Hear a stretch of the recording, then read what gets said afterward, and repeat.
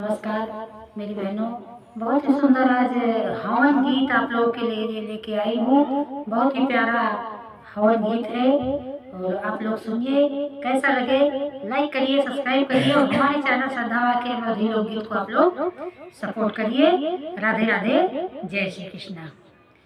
अंगना में आई बहार हो, जब होला हमनिया, अंगना में आई बहार हो, जब होला हमनिया, स्वाहा स्वाहा गुंजे आसमान हो, जब होला हमनिया, होला हमनिया, जब होला हमनिया, होला हमनिया, जब होला हमनिया, स्वाहा स्वाहा गुंजे आसमान हो, जब होला हमनिया, अंगना में आई बहार हो, जब होला हमनिया।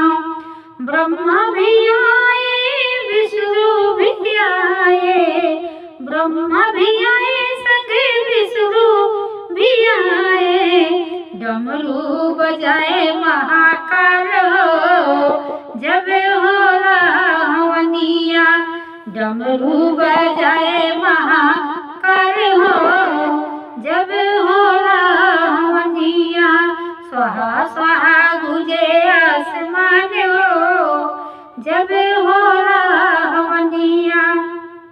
राम भी आए, लक्ष्मण भी आए, राम भी आए, लक्ष्मण भी आए, हनुमत बजावे करे ताल हो, जब होला हमनिया, हनुमत बजावे करे ताल हो, जब होला हमनिया, अंगना में आई बहार हो, जब होला हमनिया, स्वाहा स्वाहा गुंजे आसमान हो, जब होला हमनिया।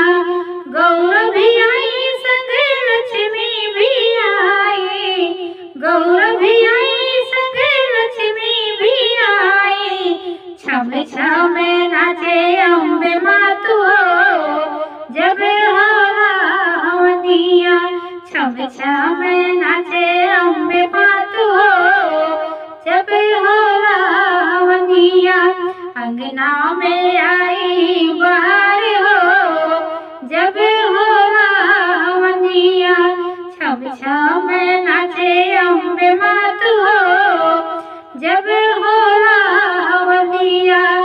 शुभ भजन और गीत सीधी भी, शुभ भजन और गीत सीधी भी, संग में आए गौरा के लाल हो, जब होला हमनिया, संग में आए गौरा के लाल हो, जब होला हमनिया, अंगना में आई बहार हो, जब होला हमनिया।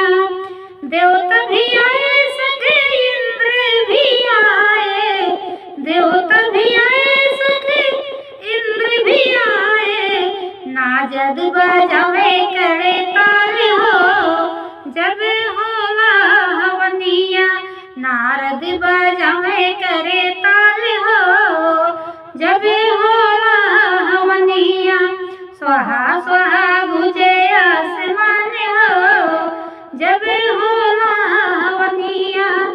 गंगा भी आई, संग जमुना भी आई, गंगा भी आई, संग जमुना भी आई, कल कल बहे सरजुधार हो, जब होला हमनिया, कल कल बहे सरजुधार हो, जब होला हमनिया, अंगना में आई बहार हो, जब होला हमनिया, स्वाहा स्वाहा गुंजे आसमान हो, जब होला हमनिया।